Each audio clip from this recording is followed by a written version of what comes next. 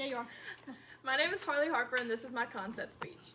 In my audience, I have Miss Stewart, Miss Chera, Miss Holly, Miss Megan, and Emily. When you think of obsession, you probably think of someone obsessed with a celebrity, or maybe a girl obsessed with her hair or her outfit. But what is the definition of obsession? Obsession is an idea or thought that continually preoccupies the mind of a person.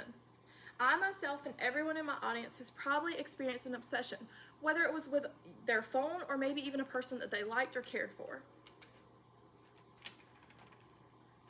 So what can obsession include? Obsession can include objects such as your phone, a video game, or maybe your hair. It can also include people, like a celebrity or a crush that you have, or maybe even be a bad obsession with an enemy.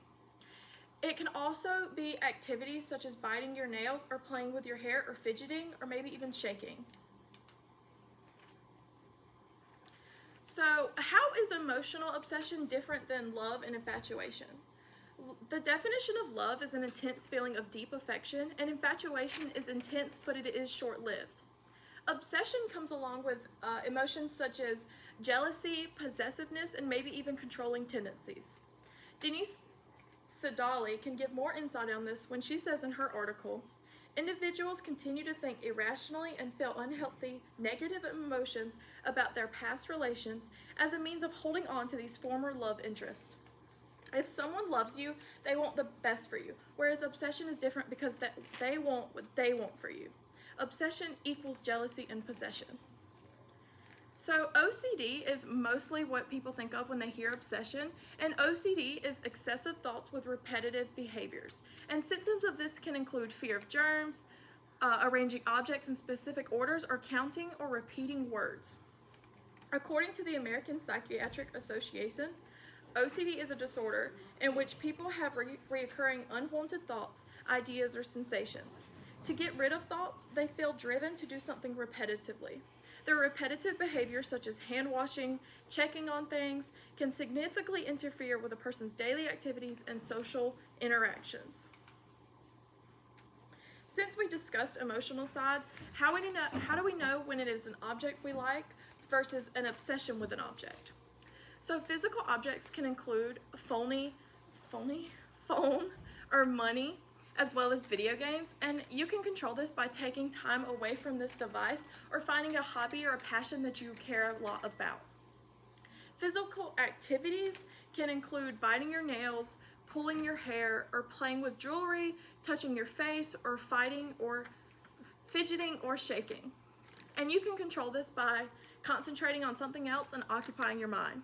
A study done in 2022 by Trevor Wheelwright showed, on average, Americans check their phones 344 times a day. That's once every 4 minutes. Physical and emotional can be categorized in 5 different categories. So the main types are perfectionism, which is related to symmetry, relational, which is reassurance in a relationship, contamination, which is where you feel like you repeatedly need to wash your hands, causing harm, where you have a fear of causing harm to yourself or other people, and then intrusive thoughts, which are repetitive thoughts that you can't make go away.